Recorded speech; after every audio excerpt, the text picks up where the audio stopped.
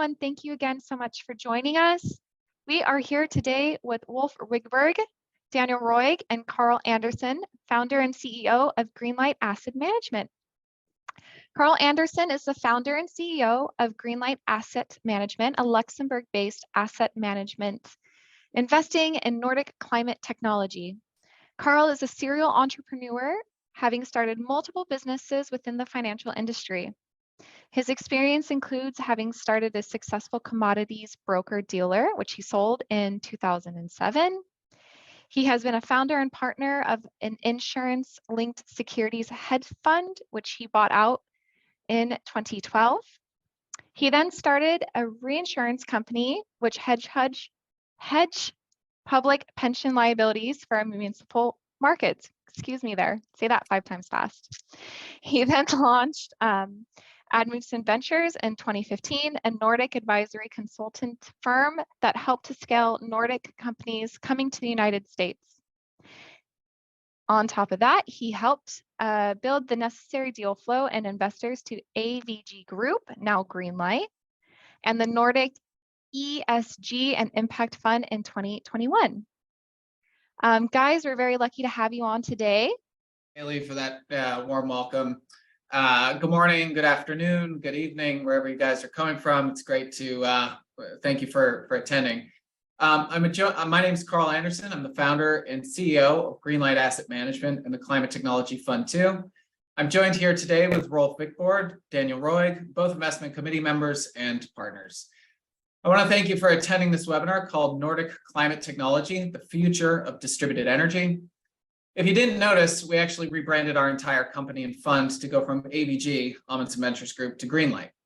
Greenlight is a much more fitting name for our fund because it captures our mission of bringing best-in-class portfolio companies to the market that are focused on distributed energy and the empowerment of businesses, communities, users, and people. Our mission is to make people and businesses the owners of their own energy and power production as a means to accelerate the energy transition. This is happening already in the Nordics and seems to be a global movement. Even the Pentagon of the United States is urging people to move off the grid in order to have a more resilient infrastructure. Just to quickly recap about us, the main thesis of our fund is to invest into Nordic climate technology companies that are entering their growth equity phase with a focus on distributed energy. Growth equity meaning just after the venture stage, but before traditional private equity. Hopefully where they hit the J curve and go become unicorns. Most Nordic countries have invested heavily in their startup communities, but need help growing these companies to maturity. We launched our first fund on March 1st, 2021, right in the middle of COVID. And we didn't know if we'd survive. Meeting our investors over Zoom seemed crazy, but here we are. In Fund 1, what we've managed to achieve is 8 investments, 2 in the pipeline. 2 of our companies are being in line to be purchased by SPACs. One of our companies is almost going public. Several of them now are going through additional institutional rounds of financing. The target return is 3 to 5x, or around 27%. We've made 3 distributions of cash flow from our companies to investors. So the portfolio in Fund 1 is doing great. We actually never anticipated that in our first years of operations, we'd already be looking to exits, but here we are. We're launching Fund 2 on September 30th, already with anchor investors that include both family offices, corporates, mostly from Japan, Mexico, the United States, and Europe. We have a large amount of deal flow that will complement our general strategy of focusing on distributed energy generation. So what is distributed energy? Distributed energy refers to a decentralized approach to power generation, where energy is produced on a smaller scale and closer to the point of use. Think of this as sort of edge software as to cloud computing. This stands in contrast to the traditional model of large centralized power plants. One of the key advantages of distributed energy is its ability to promote energy independence. By generating power locally, we can reduce our reliance on distant power plants and vulnerability to transmission infrastructure. Renewable energy sources like solar panels, wind turbines, small-scale hydroelectric systems can be installed on rooftops, in communities, in farmlands, commercial real estate, and even integrated into everyday objects. Imagine a world where our home, offices, and vehicles generate the energy they need, allowing us to become active participants in the energy transition. Furthermore, distributed energy empowers communities It allows individuals, businesses, and even entire neighborhoods to become energy producers rather than mere consumers. Through the use of microgrids, the energy producers can share access to energy with others, creating a resilient network of capable of withstanding power outages or natural disasters. The democratization of energy production not only improves energy security, but it fosters economic growth by creating jobs and stimulating local industries. In addition, the term distributed energy, as opposed to renewable energy, allows language for users to not feel as though this is political. Maybe this is mostly true in the United States, but conservatives feel much better about saying distributed energy than renewable. And this is really important for mass adoption of climate technology. We need to make sure that all users, businesses, and people feel engaged in the process and can take ownership of their independent power production. Investing in distributed energy and clean technology is not just an environmental imperative, it makes economic sense. Technology has finally caught up to the energy markets and is massively disrupting it. The falling cost of renewable energy technology, coupled with the potential for job creation, provides significant economic opportunities. Transitioning to a distributed energy future will spur innovation, attract investment, and drive sustainable economic growth. Why does Greenlight believe that this is the way forward? Because it's already happening in the Nordics. Take Norway, for example. Since the 1960s, Norway has been an oil nation. In 2015, a light went off in Norway. It was widely accepted at the time that peak oil had hit and that drilling the next barrel of North Sea crude was going to cost more than emerging alternatives such as solar and wind, whose price points had dramatically fallen. As a result, the Norwegian government, out of a necessity to remain an energy leader, recognized that they will need to adopt renewable energy as a focus rapidly. Having had 100 years of hydroelectric power was a good start, but they needed to adapt faster. Therefore, they decided to enact legislation, create budgets, and invest a substantial amount of capital into their renewable energy markets. Norway poured a ton of money into the venture capital space, incubators, accelerators, created overseas cooperatives, renewable energy clusters, and a variety more. This gave Norway an 8-year head start on the rest of the world. As a result, we now have 82% of cars being sold last year as EVs, highest per capita in the world. We have 98% of the domestic electric production coming from renewables. There was also incredible growth through COVID with regard to charging stations being established everywhere. Electric ferries are now the only type of ferries in Norway, pretty much. Portside charging was developed, and a whole host of hydrogen and maritime technology was developed. In addition, many families have installed rooftop solar and have installed battery capacity in their homes. Many sell electricity back to the grid and are becoming energy producers as opposed to consumers. This business model that caters to these markets is seeing an explosion in growth. Some of those companies are in our portfolio as we speak, and we'll talk about some of those later. A final key takeaway here is that Norway and the Nordics have not just been innovating for 8 years, and it's not just the innovation. This is a very key point to get. It's the fact that society is adopting the technology as quickly as it's innovating. Charging station technology and services, smart grid innovation, smart homes, concepts like peak shaving and industrial scale batteries. All of this adoption is everyday conversation in Norwegian and Nordic society. Even grandma and grandpa talk about trading the grid with their at-home installed battery connected to solar panels. It really permeates society. This allows our fund to invest in companies that we know can commercialize, whether it's high tech or low tech. We have the Nordics as a laboratory of innovation and adoption to understand what will scale, more importantly, what will not. For this, we conclude that the movement to distributed energy is here, and this can serve as a model for other regions of the globe. Our team has been defending this thesis for some years. Personally, I've been helping companies since 2015, but now we've been finally vindicated by the Holy Church and McKinsey & Co. They wrote a paper called Playing Offense to Create Nordic Sustainability Champions, in which they describe the Nordic Silicon Valley of sustainability. The ecosystem of the Nordics is a true hub for distributed energy technology and plenty of unicorns to originate from this deal flow. So with that said, I just wanted to sort of give an introduction so you understand where we're coming from as a fund. A majority of our focus is on distributed energy, getting past this sort of politicization of climate tech, really focusing on users and adapting it. So we'll go through the slide deck. One moment while I pull this up. You all can see it? Yep, we can see it now. Good. So yeah, just to quickly recap, welcome to Greenlight. So we've made 8 portfolio investments, 3 distributions so far, 40 million in AUM in Fund 1, Nordic government co-investment, which we'll get into later, target of 3 to 5x returns. So we're on track for all of that.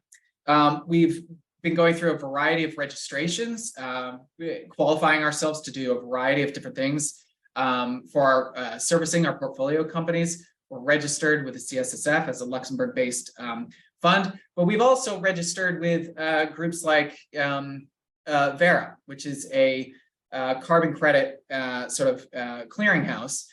Same with the international IREC, so we can monetize carbon credits from our current portfolio companies. And so this is just a picture of us having been in Oslo by Finansavisen and getting some local press there. As I mentioned, I'm the founder and CEO of Greenlight. Again, my short experience doing working with the Nordics, you know, my father's actually from Norway. That's why I look the way I do and I have the name I do. But you know, I've been seriously working with the Nordics, and specifically Nordics, since 2015, really helping them enter and penetrate new markets. So I'm living in New York City.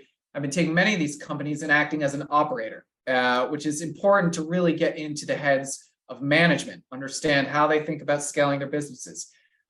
There's so many pitfalls and problems when you try and go into international markets. And so really helping them develop a strategy into these markets was primarily the job of Amundsen Ventures. And then thinking about it to do it at scale, we definitely needed a fund. So helping me here, Mark Potter is our current COO. He's located here in New York with me, along with Zev and Brenna, counsel and both research and development. And then I'm joined with Rolf Wikborg. And Rolf, maybe you can introduce yourself. Hello. Let me first introduce my colleague, Andrew Rusk-Grenmyr. He's actually in Munich at the Intersolar conference in Germany. He actually worked in Germany for many years and was educated in France, but worked at EQT, the well-known private equity fund based in Sweden. My background is I'm born in Norway. I live in Norway now, but I was a few years in Mexico in the mid-80s. Then moved to New York and established a company called AMA Capital Partners. AMA is still a merchant banker, managing equity funds, debt funds, and we're known for doing a lot of restructuring in energy markets. I've been on public boards 10 years on the New York Stock Exchange listed company, no longer, and on a few boards, both at the Oslo boards and at the Euronext boards. David? Yep, great. Well, I'm Daniel Roig, and I'm one of the partners and a member of the investment committee at Greenlight. I have a background in electronics engineering and obtained my MBA from Harvard Business School. I was also involved in the sustainable energy program at MIT. As an entrepreneur, I have started and managed several businesses, including the creation of investment funds in the real estate and technology sectors, where I have been directly responsible for raising and managing over $1 billion in equity and debt financing over the past 25 years. I'm currently based in Mexico City, where I head our Latin American office. In New York also, we have Jim Lillis, who is our CFO. He had an 18-year career at BlackRock, the world's largest investment management firm, initially serving as the controller of BlackRock and was on the team that managed the IPO process. He was also CFO and treasurer of BlackRock's commercial real estate lending group that managed over $2 billion in assets under management for institutional and high net worth investors through fund structures. Hi. So this is just a quick sample. We can send this out to you guys after the presentation, but this was a relief. You know, we had been pushing this thesis of, you know, Norway being ahead of the curve, the Nordics being ahead of the curve, and really a lot of this innovation was happening, and the adoption cycle of the technology was super quick, and so it started creating this intense hub of just, you know, people willing to try out everything. And you know, after COVID, when I traveled over to Norway, I hadn't been there since, you know, COVID had broke out. It was incredible to see, you know, cars, you know, sort of backed up onto their lawn, extension cords coming out, plugging into vehicles. And so you could see this sort of infrastructure being built right in front of your eyes as the next generation, or sort of this climate 2.0 of innovation. McKinsey's obviously, they have an office in Oslo and Stockholm and the like, and they finally came out with this paper. I think it was mid last year, supporting, what we've been saying all along. And again, this is so important to have adaptability. If people are using the technology, then we understand, especially, I'm in New York City, people are always feeling insecure about the adoption cycle. If I'm going to drive my new EV, can I drive it to such and such a place? Can I drive it out to the farmland? Can I get, what is the technology that we're going to be able to engage in? Well, then companies that we invest into help solve those issues, help solve some of those insecurities. So I'll circulate this paper after. I think it's a really good read and kind of helps prove the thesis that we've been sort of bearing out for the last first fund and going into the second fund. I invest in the Climate Technology Fund number 2. Well, there's several reasons we think it's a very attractive opportunity. Number one, as we've seen, we have a highly experienced team with proven track record, with part of our team being in New York, Luxembourg, Mexico, Oslo. We have a very international and complementary team. We're investing in fast-growing markets, unprecedented momentum in the energy transition. As we've also seen, this energy transition bring great opportunities, and the market is growing tremendously. We also have a differentiated value creation strategy, which we'll go into in the next few slides, with Nordic climate tech having a global potential, but not being able to do it by themselves. In the pipeline, we also have strong proprietary deal flow, both new and follow-on through existing portfolio. We'll see some of the companies that we have right now in the pipeline, as well as those that we have in our main portfolio. And on top of everything, one of the most important things is that the target rate of return that we're looking at includes IRRs of 20 to 25%, with Fund 1 probably being even higher than that, and multiples of investment capital of over 3%. I'm sorry, of 3 over the next few years. Nordics are, at least historically, pre-Ukrainian war, but they're probably still increasing members of NATO, with Finland coming in and Sweden pending. But it is stable and predictable environment, both politically and money-wise, and how the capital markets are working. As was mentioned by Karl and Daniel, this early adoption of climate technology, Norway has become, and Scandinavia has become, a hub for manufacturers of electric vehicles, etc., to test it out. Because if it works here, it will work probably everywhere, because it's a very competitive environment.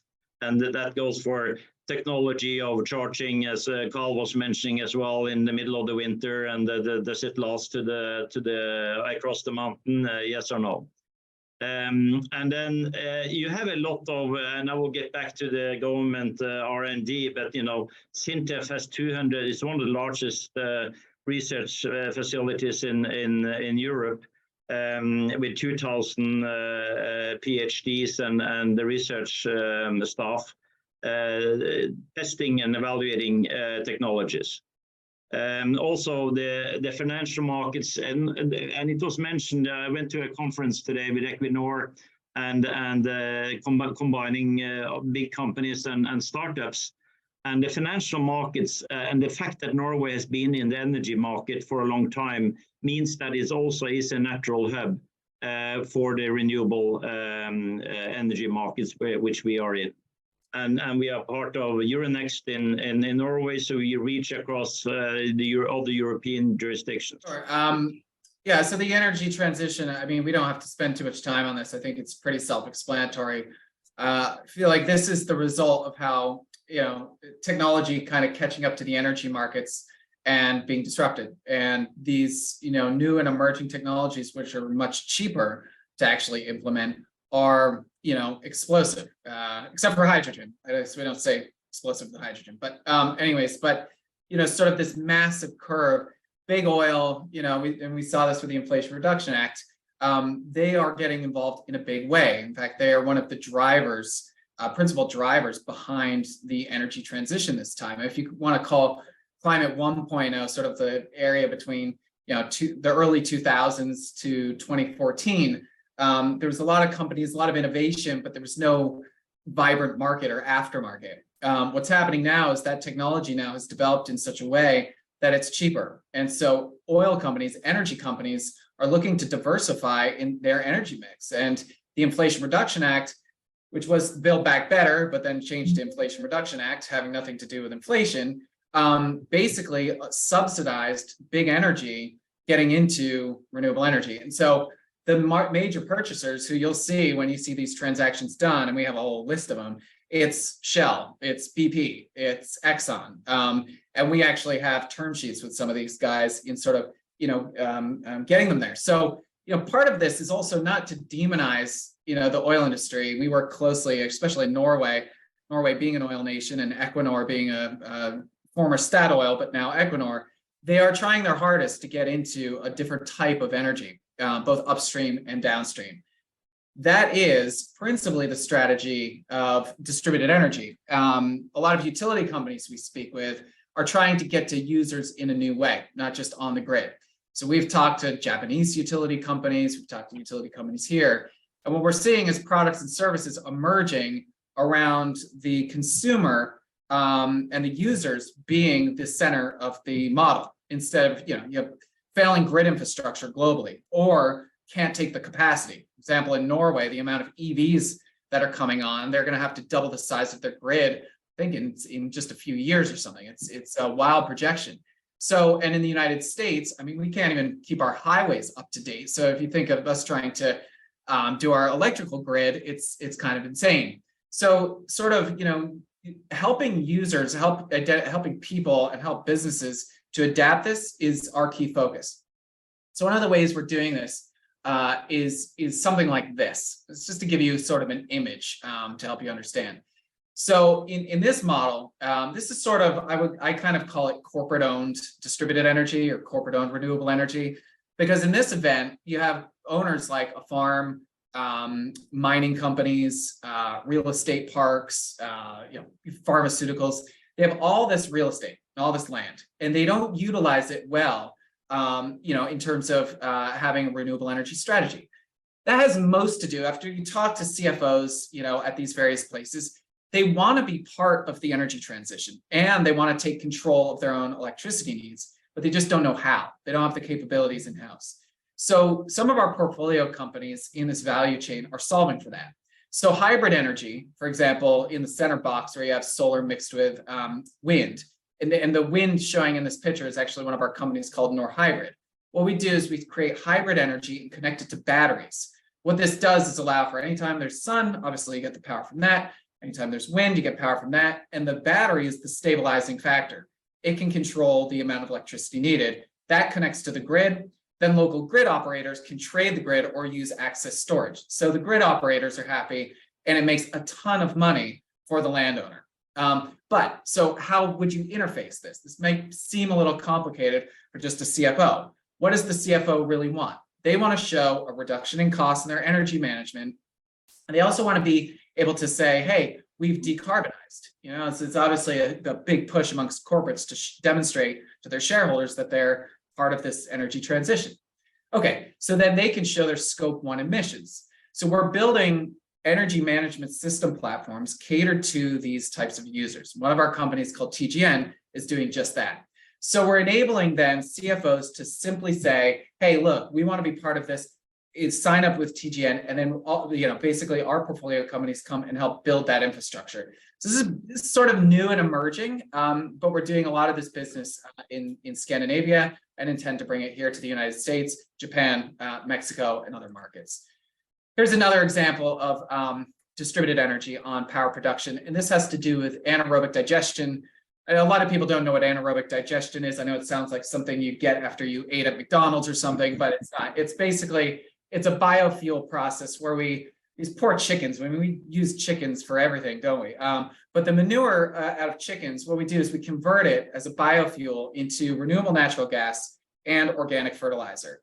So basically the renewable natural gas, and this is one of our companies called Clean Bay. In this process, the renewable natural gas is sold to BP, same with the carbon credits, because they're trying to lower their carbon footprint. And the organic fertilizer, which years ago wasn't even talked about, now with this strict rules and regulations in both Europe and the United States, has become a massive market. So organic fertilizer is an offshoot of that. So now these farmers who were just used to selling eggs and dead chickens now actually sell the litter and make a lot more money in the process. So this is enabling, again, farmers to make money, and that's a good thing.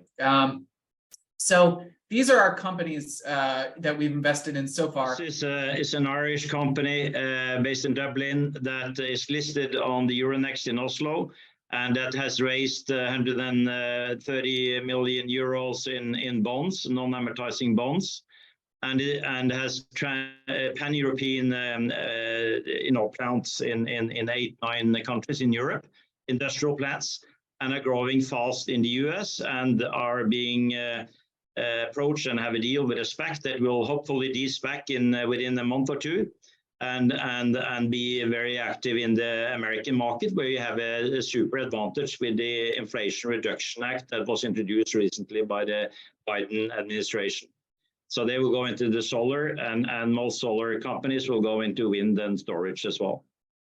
On North Solar is also a solar company, but they are typically working in developing countries, and partly because the Norwegian government has a fund called the Norfund, and the Finnish government has a fund called FinFund, and they co-invest and partner with North Solar in places like Vietnam, South Africa, and Brazil, but with investment grade offtake and with long-term contracts, including Japanese partners in Brazil, etc. Norhybrid, again, I kind of mentioned it up in the other slide, is this combination of solar and wind in sort of corporate environments and existing solar farms. And their innovation is really, kind of taking wind instead of these big blade propellers, which sort of climate 1.0. Those big wind blades are interesting, but there's too much torque on the main part of the blade or the rotator. And then you also can't cluster them. You have to actually separate them out. And also there's a whole bunch of business about the birds, people complaining, although I think that's a bunch of BS anyways. More buildings fly into New York skyscrapers than do these windmills. But anyways, but next generation spins horizontally. And what we found is actually when you cluster those, 3 = 4 wind turbines. So they actually create an accelerating effect. These are urban developments, so they stand 9 meters tall. They can go in rooftops. They can go in city rooftop buildings, and they're ideal for sort of the wind belt, or at least what we call the wind belt in the United States, between sort of Chicago, Illinois, Indiana, Ohio. But we do clear measurements on this. We do a diagnostic as to where this would best fit. But what they do is then they combine that with solar and battery packs to create an optimized solution for users. CleanBay is the organic, is the anaerobic digestion company I talked about a little earlier. Again, their byproducts are renewable natural gas, where they have a contract with BP, and then organic fertilizer, which is sold in the open market. McKinsey did a study with them, and obviously the price has skyrocketed. So they're in a good position, and they're in talks currently with a SPAC to likely be purchased out by either them in whole or in part with a few different investors. So they're an interesting company. Arbaflame builds the perfect substitute for coal. Let's say that. So they take wood chips and they condense it in a chemical process to create what they call a black pellet. And so a black pellet can actually co-burn. Think about it as like sort of the hybrid car was, early on. You basically burn these black pellets alongside coal and reduce your boiler to however much you use. If you use it 100%, then there's a 90% reduction in CO2. So it's a huge game changer. What I love about Arbaflame actually is that in a lot of scenarios, it's this contest, at least again in the United States, between do you shut down the whole power plant, which employs all these people, or do you leave it burning and kill the environment? Well, hopefully we have a solution that can kind of optimize for both, or at least help that industry transition into something cleaner, and hopefully help provide jobs during that transition. So Arbaflame is a great company. They've built their first power plant in Norway, and they're seeking to build many others in different parts of the globe. Greenlight is a crowd-funded company that then got a few large shareholders like Aker Group, industrial companies in Norway. And they do solar and wind and EV charging stations, etc. But most interesting to us is their activities in green hydrogen. They have 3 large projects and many more, including in India, etc. But in Norway, they have 3 large projects for trucks, charging station with hydrogen for trucks, and for ferries between southern Norway and the western Norway and the continent. And they have received a total of about $30 million in grants from Enova, a Norwegian state-owned group that subsidize the big companies, the big industrial companies in Norway, but also the small companies. And Greenlight has sort of gotten their fair share of the free money from the Norwegian government in order to speed up the reduction of CO2.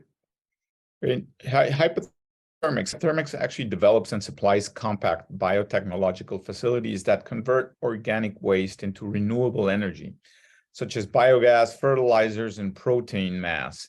But they do this in a significantly faster way than other solutions on the market. Hypothermics uses a type of bacteria obtained from heat sources such as underwater volcanoes. This bacteria is used in reactors, which can convert the biomass into biogas or protein in a matter of hours as opposed to days. The process can be up to 6 times faster, but it can also yield up to 50% more biogas than the regular process. Our last company in our portfolio now is TGN, which offers highly efficient energy systems to customers within commercial buildings and production facilities. This energy production and storage solution is installed in or near the premises of an office building, house, or industrial plant, which enabled the owners to reduce power costs. The technology optimizes the energy source used at any given time, for example, solar or battery. Additionally, its systems facilitate the establishment of local energy production and energy storage for its customers and optimizes the utilization of renewable energy sources. To illustrate one of the features of TGN's product offering, we could look at the grid frequency stabilization component. Grids operate at a certain frequency, and it is critical for grid operators to maintain this frequency stable. When you introduce renewable energy production to the grid, the effects of the stability of the grid very challenging, mainly because of the high variability of solar and wind. It is necessary to match consumption to production over the grid, as any imbalances may affect the frequency and even threaten the interruption of service. In order to maintain this balance, grid operators can use several traditional reserves to balance the grid, but most of these take a few seconds or minutes to come online. The use of batteries to cover this short periods of imbalance becomes critical. Grid operators run a market in which they buy battery capacity from the market in order to cover these temporary imbalances. TGN's platform interconnects grid operators, customers, and market operators in order to cover these needs and offer a highly attractive revenue stream to its customers while only using their battery installations for seconds per day and without affecting their internal use of the batteries. Yeah, so just to sort of recap, so you're clear as to where we invest with these companies. Basically, we're not investing in venture stage companies, and this is sort of the whole thesis. We invest in these sort of companies that have proven out their business model, have adopted technologies in the Nordics, and then are looking to scale those investments out. So we invest at a growth equity stage. Again, that's sort of ticket sizes between $1 million to 15 million, really ranges depending on the company and the company's profile and style. And then there's a massive amount of purchasers. It's not just the energy market. So you have you have the Exxons and BPs and trying to diversify and get into the energy markets, but it's also funds like Rockefeller, Brookfield, and the like, who have set up these sort of $25 billion type funds, but then they have to write their ticket sizes are between 100, 300 million. So we're sitting right in a sort of a sweet spot where we understand the tech, we help build it, we start helping them build sort of their first plants, their pilot plants, or their second plants, and then we bring it into places like the United States, where with the Inflation Reduction Act, these companies can really thrive. And they get a huge tailwind on building their plants and production in the United States. And there's other competitive areas now, I think in Japan and also Europe is actually trying to counter with more tax incentives, to grow the business. So it's a really good spot to sit for our companies. And again, we typically will invest in sort of the top co where the technology exists. And then each one of these companies starts having, sort of SPVs underneath it. Each plant was within their own SPV. Then it becomes a traditional sort of infrastructure play. So we're sort of at the top co, we get all the revenues from that. And then we're secured by other investors that come in through the infrastructure side. We get massive amounts of government support from the Nordics, within the Nordics. Rolf, if you want to tag that. Sure. As you likely know, the Norwegian government has the oil fund, which is $1.3 trillion that they invest internationally, but they also do that in climate increasingly. But underneath that, and we also mentioned Equinor, which is listed and partly owned by the Norwegian government. But underneath that, there is a jungle of small and large investment companies in the Nordics, not only in Norway, with Innovation Norway having an office in pretty much every significant town in Norway, backing small and big companies on growing. If you have a wild idea, you might get 100,000 kroner. Or if you have a very industrial idea, you might get a very, very large, either a co-investment or a soft loan or a grant. They're also using the embassies worldwide where they have a representative to sort of pick up good ideas. Investinor, same thing. We have two of our companies have Investinor as a co-partner. It's not that we need them; they need us. They can't invest directly in companies. They need partners, and they want us to lead, and then they will follow and be alongside on a pari passu basis. Same with the Nysnø.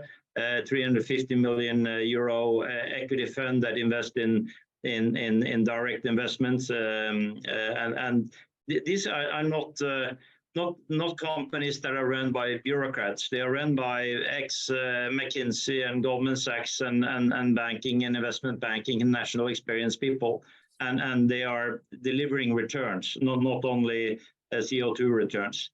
Finland has an interesting attitude that they measure rather the return on CO2 reduction, which I think is very, very fascinating.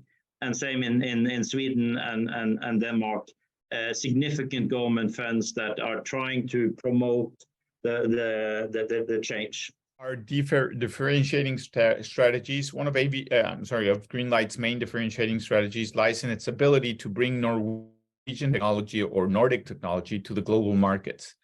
We currently have offices in Oslo, Luxembourg, New York, and Mexico City, and will be opening Japan and Singapore this year. This international presence is in Latin America, Asia, Europe, and the US offers our portfolio companies a key advantage to help them scalably.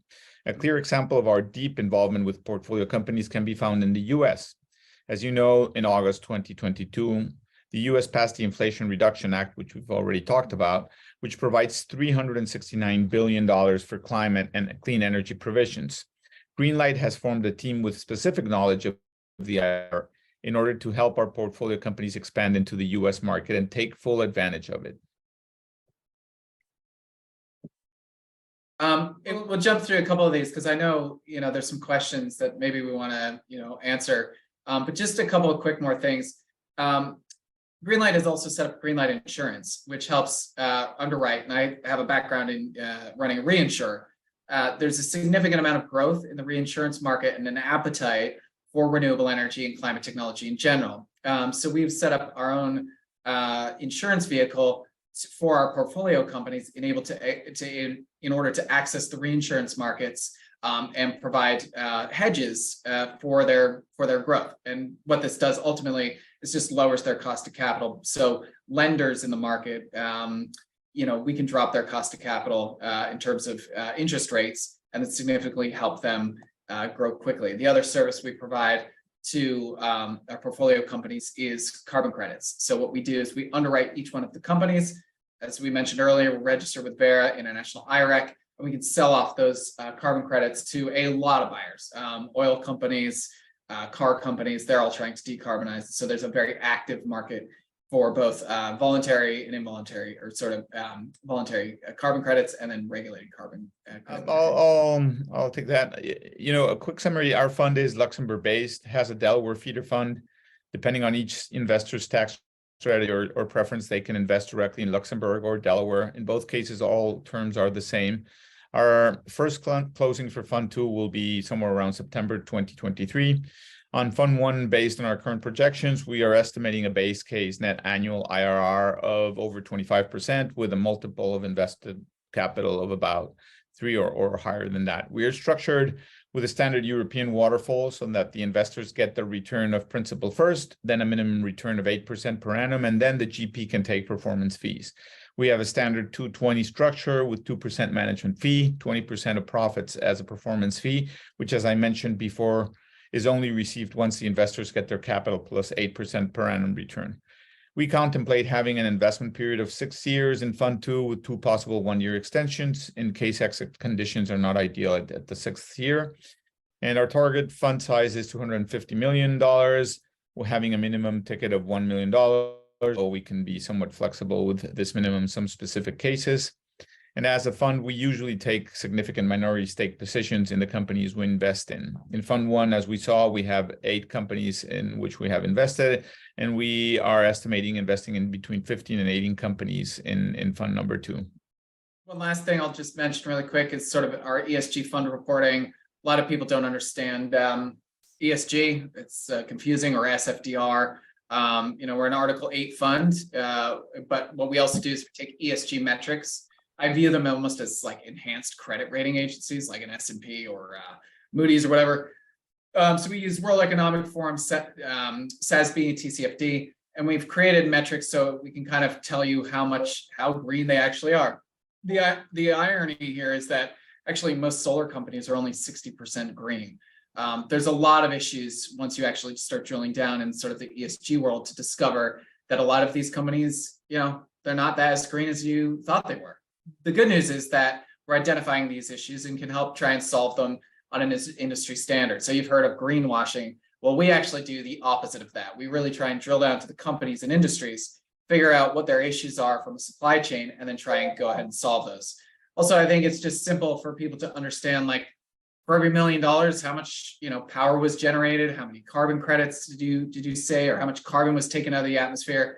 So we sort of have an equivalent, and we send that out with the NAV quarterly. So that's just something we do for our investors to try and simplify the chaos of ESG and SFDR regulation. So with that, I really appreciate everyone taking the time to take a listen. Guys, thank you so much for your slides today, your presentation. Really appreciate it. And everyone who participated and viewed this webinar, thank you again. Reach out to Audra. She will put you in contact. She will answer any questions that you have, be the liaison there. And thank you so much. Have a great day, everyone.